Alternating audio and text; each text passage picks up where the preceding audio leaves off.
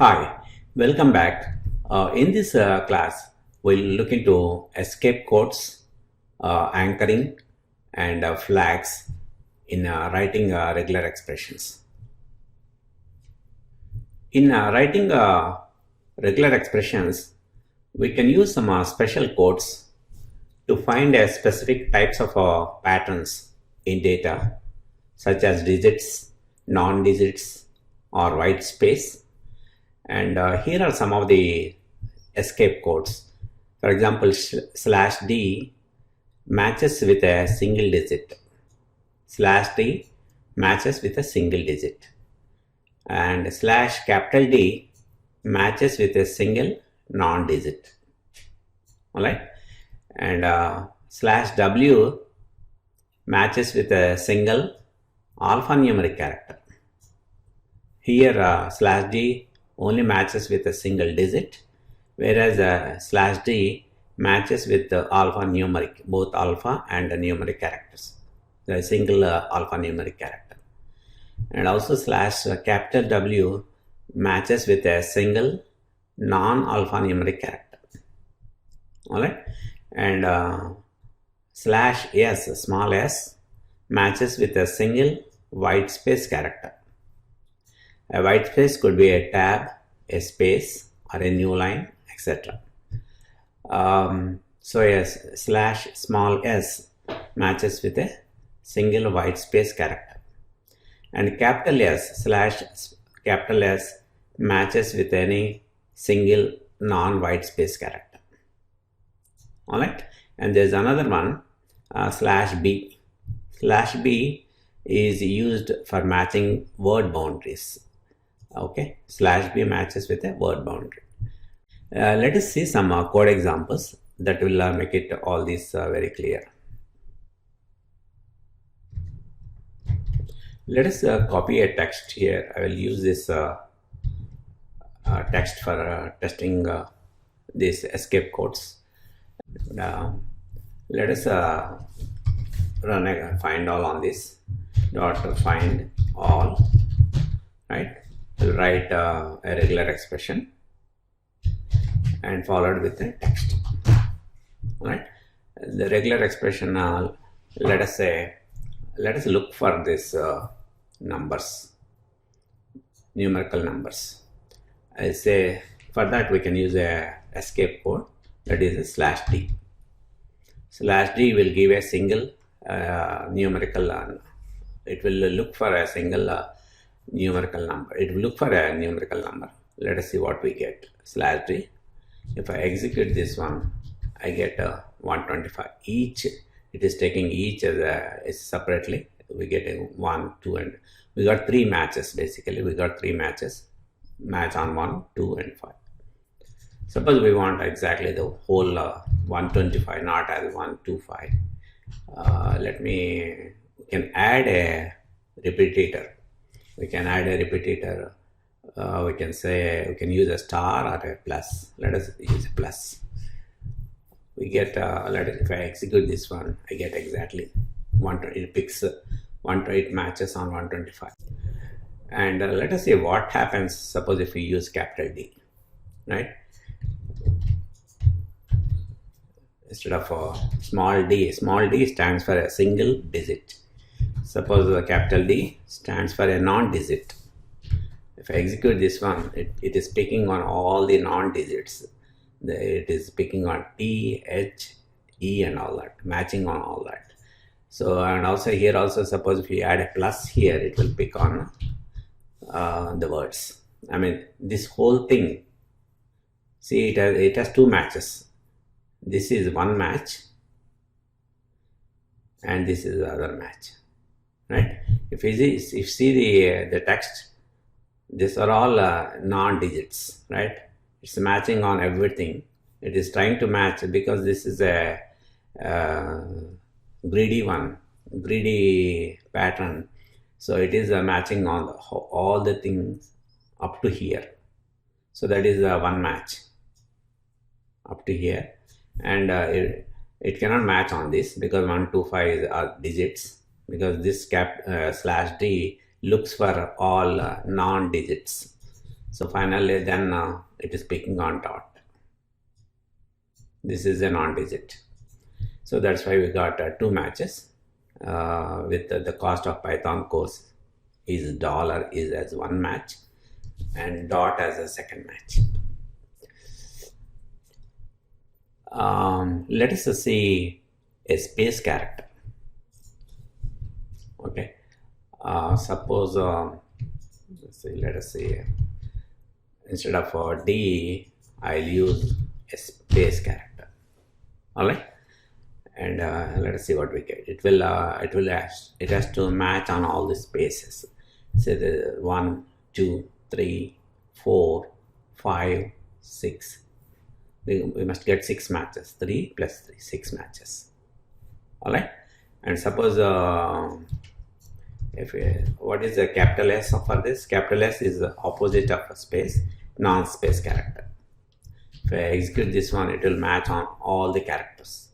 And if you want to just make it as words, plus. It will plus means it will match multiple non-spaces. It will right, as much as possible. Suppose if you see the text here, so it will try to match, and it stops here because there is a space character.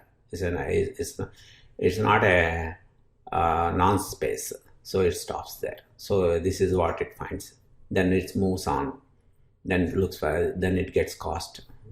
So that is about space and non-space. Then let us look for let us see an example with alphanumeric. I'll say let's look for W. W is for alphanumeric. Let us say let us use the plus, and if I execute this one, this is alphanumeric. So everything it looks for alpha characters and numeric characters. This is all because we are using a plus. Suppose if we take out the plus, you'll get a bunch of all the characters. So instead of that, if you use a plus, it will pick. It will see till it sees a space.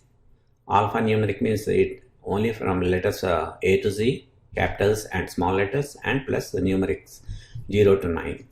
It will look only for those characters. If there is a right, suppose if you say, see, let us the text. When it sees a space, it stops there. It cannot pick that space. So that's why we got a word. That is my first match. The second match starts at here. And once it sees a non-alphanumeric, it stops there. So that's why we got these matches. And also, if you use capital W, it will be, if you use a capital W, then it will be non-alphanumeric. Let us see what we get. So it is getting all the matches with the non-alphanumeric, that is a space characters, and a dollar sign is also non-alphanumeric, and a dot is also non-alphanumeric dot character. All right, all about using escape codes in writing regular expressions. Then let us see anchoring. Okay, by using some special characters like a caret sign or a dollar sign, we can specify the regular expression engine where to look for the pattern in the given string. We can specify whether to look for the pattern in the beginning of the string or at the end of the string, or look for the word boundaries. All that we can specify by using anchoring, by using this anchor characters. That is a caret sign. Caret sign looks for the start of the string. Suppose if we give a pattern and if we specify to look in the beginning of the string, we can use a caret sign. And if we say if we want to look at the end of the string, end of the text string, you can give a dollar sign. If you put, also you can look for word boundaries by using a /p. Okay, and also the one more thing, we can use a caret sign for the start of the string, or also we can use /A. that also we can use for the start of the string, but normally people use the caret sign. The other thing is for the dollar sign, we use a dollar sign for the end of the string, and you can also use capital Z slash capital Z for end of the string. All right. Let us see some code examples. Let me copy a text for this testing the anchoring. Let us use our old text. This is a beautiful day. Let us look for again. Let us look for is word. Ra find all. I'll specify as is. I want to look for is, and let us pass the text. If I execute this one, I get two is. This is and this is, right? And suppose if I want to look for this, look for the beginning, in the beginning of the text, I have to put a caret sign in the beginning. That's how it is. You have to use. This is the anchoring.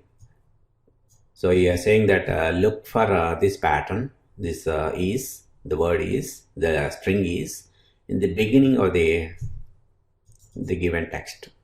If I do that, I get an empty list object, because there's nothing like is in the beginning of the string.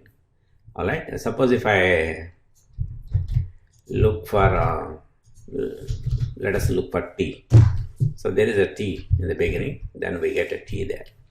So that is in the beginning of the string. All right. And let us see a dollar. Let us see at the end of the string, right? And I can say I want to see whether there is a dot at end of the string. So that is how you have to specify. If you want to look at the end of the string, end the pattern with a dollar sign. Yeah. And because dot has some meaning, stands for any character, it's better to nullify that effect with a backslash. If I execute this one, I get a dot, because there is a dot at the end of this. Suppose if I say look for K at the end of the string, I'll get an empty list object. All right. Next, let us see the word boundary. The text is this is a beautiful day, and let me go back to look for is, right?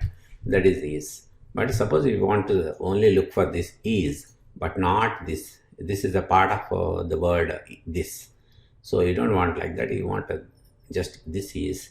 You can use the word boundary anchoring on that. I'll say for that we have to say /b and /b around that word. Put a /b around this word, is word. If you say that, if you execute this one, you'll get this is. And but the thing is, we don't know which is we got, this is or this is. For that we can do what we can do is let us copy this, right, and change it with search. Search will give the exact locations where if I execute this one, this is what we got. The span is 5,7, means this is 5,7. All right. This is a start set of 5 and end set 7. So that is about anchoring, and let us move on to the next topic, the flags. Okay. Sometimes we need to slightly tweak the behavior of the regular expressions. Sometimes if you want to ignore a case, then we can use a ignore flag, re.ignore case, or we can say re.I, or we can just use a number. All right, to make the regular expression case insensitive. Okay, it will ignore the case when matching. Again, there is another flag called re.all. You know that a dot character is a representation of any character other than new line character, right? But if you use dot all re dot all flag, it will include the new line character also. That is the purpose of this flag dot all. Next, multi-line, or you can use a re.m, or you can use a number 8. Suppose if your text is you're having a multi-lines, and this flag will make the caret sign and the dollar sign for the beginning to specify the beginning or the end of the line, which normally would apply to the whole text. So instead of that, this multi-line will make to look for each line instead of the whole text. So that is the purpose of this multi-line.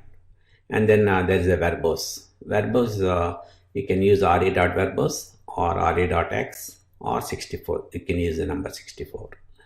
What it does is makes a complicated regular expression to be more readable. Means you can add some comments within the pattern. Suppose if you are writing a very complicated pattern, and to make it more readable, we can add some comments in that by using a pound sign and all that. But for that, you have to use this flag re.verbose. Then there is a debug flag. The debug flag will provide, suppose if you are compiling when you are compiling the regular expression, and if you specify the re.debug, then it will provide some debugging information while compiling a regular expression. Finally, if you want to use multiple flags when calling the regular expressions methods, you can use a bitwise operator. Bitwise operator, this pipeline. We can say here, for example, here we're specifying re.I for ignoring the case, re.s for dot all, and re.m for multi-line. You can specify multiple flags by using bitwise operator. Let us see some code examples with flags. Let us use this text Python for testing some of the flags. Let us call re.findAll. Let us look for Python. I'll say Python, and let us pass the text. Then we get one Python, right? This is what we got. So it is exactly matching on the case. Suppose if we want to match on all the three, we can specify the flag. We can just say in the last re.ignore. If we say re.ignore, it will match on all the three Pythons, right? Also this re.ignore, also we can say instead of that we can say re.I, that, right? If we execute this one, you get the same thing. Or you can also pass a number. The number is 2. Number is if you say 2, but I don't advise to use this number, but the thing is, this is more readable. I mean, when you write code like this is more readable, or this is also okay, but not this number. How to find the number? So you can find the number by saying re.I or ignore case. It will give a number, right? The Python interpreter will tell you what exactly is that number. Similarly, if you say re.s for dot all, it will give a number, right? And then let us see an example with re.all. Let us take this text. It's a Python with a /n in between, right?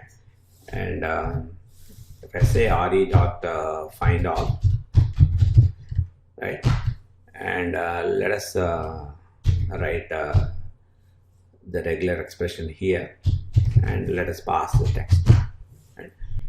let us look for any character, right? I'll say look for this character dot, and let us put a repetitor. We just want the whole world there, whole world. We want the whole world. If you execute this one, we get two words. One is pi and thon, because this dot will match only on it will match on any character other than slash in the new line character. So it is stopping there and it is continuing with this word. It's not matching on this. So for that we can use this flag, the dot all flag. I can say RE dot dot all. Right? If you execute this, you will get the whole word Python with a slash n. All right, that is the purpose of that dot all. For this, we can also use yes, or we can use a number. I think the number is 64, or we can find number is 16. Here it is. Better to use. I prefer this one. This is makes your code more readable. All right. Next, let us see one more example. I'll use this string now. I'll say text equal to Python is fun and learning Python. Let us let us try with a sub. Sub is for substitution, sub method. And look, I'll say my pattern is pi, right? And I want to replace with let us say mine, right? And I'll pass the text.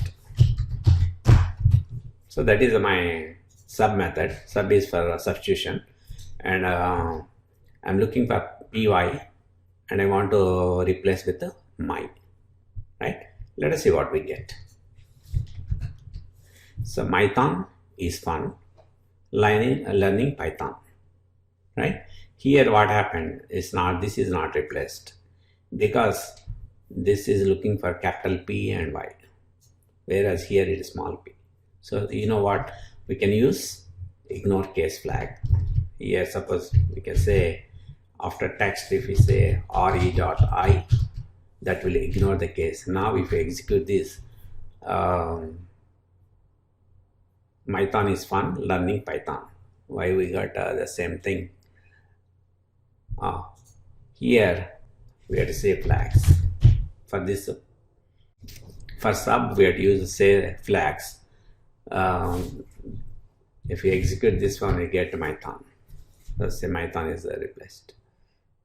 And suppose if you want to, also we can say in sub we can specify the number of replacements, right? Suppose if I say count equal to 1, right? Then there will be only one change here, Python. So that is all about flags. And in this class we learned 3 things.